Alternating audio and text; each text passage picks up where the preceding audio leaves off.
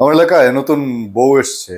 নতুন বউ আসলে মুরব্বীরা একটু খুশি হয়, কিন্তু আমি তত একটা খুশি হতে পারছি না। আনন্দ লাগছে না অত অত বেশি, যতটা আনন্দিত হওয়ার প্রয়োজন ছিল ততটা আনন্দিত হতে পারিনি। কেন পারিনি পরে বলবো। আমার সাথে এই যে বৈষম্য বিরোধী ছাত্র আন্দোলন হয়ে বেশ পরিচিতি হয়ে ওঠে সারা বাংলাদেশে খান তালাত মাহমুদ, তার সাথে আমার একটা পরিচয়গত ঘটনা আছে। পরিচয়গত ঘটনা বলতে, সে আমার এলাকার ছেলে। আমার এলাকার ছেলে, এবং পরিচয়টাও ব্যক্তিগত পর্যায়ে এলাকার ছেলে বলে কিছুটা তো টান আছে তার মধ্যে। তার তার যেই ব্যাকগ্রাউন্ডটা, সেই ব্যাকগ্রাউন্ডের সঙ্গে আমি জড়িত হয়েছিলাম, এবং এটা আমার সাংবাদিকতার সুবাদে এবং তার কিছুটা বিপ্লবিক মোডের কারণে। তার শুরুতে বলে নেই, একটু অভিমানও আছে। অভিমানের কথাটাও আজকে ঝাড়বো একটু। যে কয়জন আপনারা দেখেন আর কি শোনেন, ঝাড়বো। ঝাড়ার পেছনে আপনারা একটু মোটিভ বোঝার চেষ্টা করবেন।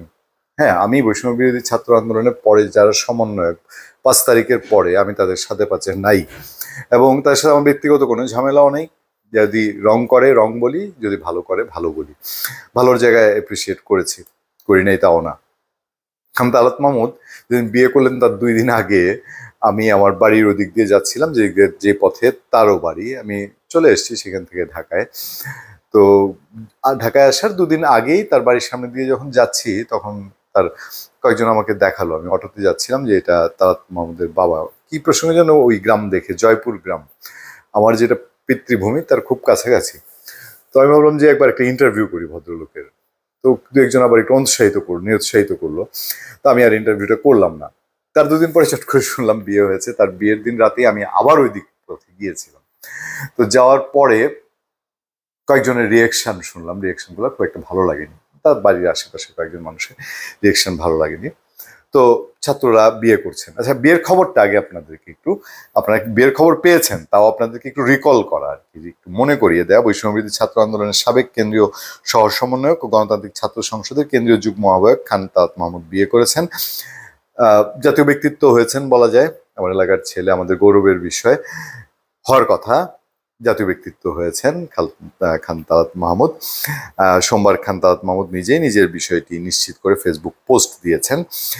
শুভকামনা, আমি আগেই শুভকামনা জানি। আমি হাসনাত আবদুল্লাহকেও শুভকামনা জানিয়েছিলাম, আমি সাজ্জিদকেও শুভকামনা জানিয়েছিলাম, আমি তালাতকেও শুভকামনা জানাই। বৈষম্যবিরোধী ছাত্র আন্দোলনের সূত্রে জানা যায়, খান তালাত মাহমুদের পাত্রীর নাম জান্নাতুল ফেরদৌসী। তিনি উচ্চ মাধ্যমিক পাশ করে বিশ্ববিদ্যালয়ে ভর্তির প্রস্তুতি নিচ্ছেন। তার বাড়ি বরগুনা জেলায়। নেত্রকোনার ছেলে, বরগুনার মেয়ে। আচ্ছা, নাগরিক পার্টির উত্তরাঞ্চলের সংগঠক, বৈষম্যবিরোধী ছাত্র আন্দোলনের সাবেক কেন্দ্রীয় সমন্বয়ক রাসেল আহমেদ বিয়ের এসব তথ্য প্রথম আলোকে নিশ্চিত করেছেন। তিনি বলেন, পারিবারিকভাবে বিয়েটি হচ্ছে। খান তালাতের এক আত্মীয়ের বাসায় ছোট পরিসরে বিয়ের অনুষ্ঠান হচ্ছে। এতে 2 পক্ষের নিকটাত্মীয় উপস্থিত রয়েছে। তারা 10 থেকে 15 জন এখানে উপস্থিত রয়েছেন। তালাত মাহমুদ চট্টগ্রাম বিশ্ববিদ্যালয়ের নাট্যকলা বিভাগের 2য় বর্ষের শিক্ষার্থী। তার বাড়ি নেত্রকোনা জেলার মোহনগঞ্জ উপজেলায়। তিনি এই উপজেলার জয়পুরের তারিকুল ইসলাম খানের ছেলে। বৈষম্যবিরোধী ছাত্র আন্দোলনে চট্টগ্রামে তিনি নেতৃত্ব দিয়েছেন। আন্দোলন চলাকালে ছাত্রলীগ নেতাকর্মীরা তাকে মারধরও করেছিল। শুধু মারধর না, তালাতের রাফি, খান তালাত মাহমুদ রাফি, সে পুলিশের বিরুদ্ধে যে বুক চেতিয়ে দাঁড়িয়ে গিয়েছিল, আপনারা সেই দিনটাই রিকল করে দেখবেন। আমরা সেই ভিডিও নিয়েও আমাদের কন্টেন্টে আলোচনা করেছেন। এবার 3টি বিষয়ের দিকে আমি যাব। এক নম্বর হচ্ছে তালাত রাফি সেকেন্ড ইয়ারের স্টুডেন্ট, ইউনিভার্সিটির। তার স্ত্রী মাত্র ইন্টারমিডিয়েট পাশ করেছে। ওভারঅল সমন্বয় একটা বিয়ে করছেন। একসাথে করি 2টা জিনিস। আপনারা যারা বলবেন যে আপনি এই বাচ্চা কাচ্চার বিয়ে নিয়ে পড়েছেন, আমি বাচ্চা কাচ্চার বিয়ে নিয়ে পড়িনি, আমি বুড়াদের বিয়ে নিয়েও পড়েছিলাম। দেখবেন অনেক কন্টেন্ট আছে আমাদের অনেক আলোচনা আছে। আমরা বলেছি রেলমন্ত্রী হলে কি বিয়ে করতে হবে। মুজিবুল হক বিয়ে করেছিলেন 70 বছর বয়সে। আমি তখন এটিএন নিউজে কাজ করি, তার পিছন পিছন তার বিয়ের খবর নিতে ছুটতে হয়েছিল। সারা দেশের মানুষ জানতে চায় আমাদের কি দোষ। আমি তো সাংবাদিকতা করি, চাকরি করি। হারির খবর নিয়ে অনেক রিপোর্ট করেছিলাম এটিএন নিউজে তখন। পূর্ণিয়ার খোঁজ বা পূর্ণিয়ার ভিউ ইউটিউব বা ফেসবুকে না। যাই হোক, তারপর নুরুল ইসলাম সুজনও গিয়ে 60-এর পরে গিয়ে বিয়ে করলেন। তা আমার কি, আমি আবার খোঁজ দিচ্ছি, আবার রিপোর্ট করছি। তারপরে জাতীয় পার্টির 60 ঊর্ধ্ব মানুষ, প্রয়াত বোধহয় বাবলা সাহেব নাকি, তিনি তো বিয়ে করলেন। হ্যাঁ, আমি বিয়ে দাওয়াতেই ছিলাম, তো আমি গিয়েছিলাম ওই যে উত্তরা যাওয়ার পথে রিজেন্সিতে। হ্যাঁ, সে দাওয়াত আমি খেয়েছি, এবং সেগুলো নিয়ে আমি রিপোর্টও করেছিলাম। তখন পরিবর্তন.com-এ কাজ করি। তো এই যে রেলমন্ত্রী বা বয়স্ক মানুষের বিয়ে, এখন চ্যাংরাদের বিয়ে। এই সমন্বয়করা বিয়ে করছেন, আসাদ আবদুল্লাহ সার্জিস, তারপরে এখন তালাত বিয়ে তো একসময় করবেন। ঘটনা হইলো যে এই যে এরা পড়াশোনা চাঙ্গে তুলে, পড়াশোনা শিখে তুলে এই একদল করছে, একদল গঠন হয়েছে, দলের নেতা এখন আবার দল করবে আরেকটা। পড়াশোনা এদের দরকার নেই, পড়াশোনা শেষ, সেকেন্ড ইয়ার পর্যন্ত পড়ছে। ওই যেই জয়পুর গ্রাম রাফির, এটা একসময় প্রত্যন্ত দুর্গম গ্রামই ছিল বলা যায়, মানে আমার নিজের পিতৃভূমি, যেটা পার হয়েও যেতে হবে বলা যায়। তো ওই জায়গা থেকে এসে সেকেন্ড ইয়ার বিশ্ববিদ্যালয় পাশ করার পরে এবং জাতির এত বড় দায়িত্ব নেওয়ার পরে আর বিয়ের সাথে সংসার করে দেশ উদ্ধার করাটাই কাজ হওয়া উচিত। আমি তাদের বাবার সঙ্গে দিন দেখা হইলে যদি জানতাম তো বলতাম যে দেখেন ভাই বা আঙ্কেল, কি হয় জানি না, লতায় পাতা নিশ্চয়ই আত্মীয়তাও হতে পারে, বলতাম যে বিয়ে শাদির কথা জানলে যে এখন একটু বাদ দেন, আর কয়েকদিন পরে রয়েছে বিয়ে, অকালে করলে আমরা ভুল করছি। হ্যাঁ, আমরা এই দিল্লি কা লাড্ডু খাইছি, অন্তত রাফিরে খাওয়ায়েন না এখন। এই পরামর্শটা আমি নিশ্চিত দিতাম, প্রমিস। আচ্ছা, সেই সুযোগ আমার হয়নি। এখন ওভারঅল কেন এই বিয়েটা ইস্যু, যে ওনাদের এখন এই যারা করছে তারা পড়াশোনা তো বইপত্র আমি জানি না তাদের টেবিলে এখন কি বইপত্র আছে, আর বইপত্র পড়লে এখন তারা রাজনীতি নিয়ে পড়বে, মার্কস টার্কস তো পড়া শেষ, এখন আরো যেসব রাজনীতির বইটই আছে এগুলো পড়বে। বিশ্ববিদ্যালয়ে পাঠ চুকিয়ে আসা বা সেকেন্ড ইয়ারের ছেলে দরকার কি। এবার আসেন শেষ প্রসঙ্গে। রাফি আজকে থেকে বোধহয় 3-4 বছর আগে, ওই আওয়ামী লীগ গভর্নমেন্টের সময়, এই আমাদের এলাকা যেটি বলা হচ্ছে নেত্রকোনার মোহনগঞ্জ, সেই মোহনগঞ্জে ট্রেন নির্ভর একটা জায়গা। আমি সে বলি স্বাধীনতার পরে সবচেয়ে বড় অর্জন এই এলাকার, হাওড়া এলাকার মানুষের 2টা ইন্টারসিটি ট্রেন হয়েছে। এই ট্রেনগুলো দিয়ে অসংখ্য উপজেলার মানুষের, লাখ লাখ মানুষের যোগাযোগ, সিট পাওয়া যায় না। সেই ট্রেনে আওয়ামী লীগের সময় সান্ডপান্ডরা এসে, এবং এটার মধ্যে গিয়ে আপনি জানেন ছাত্রলীগ যুবলীগ পর্যন্ত জড়িত হলো টিকিট কালোবাজারির সাথে।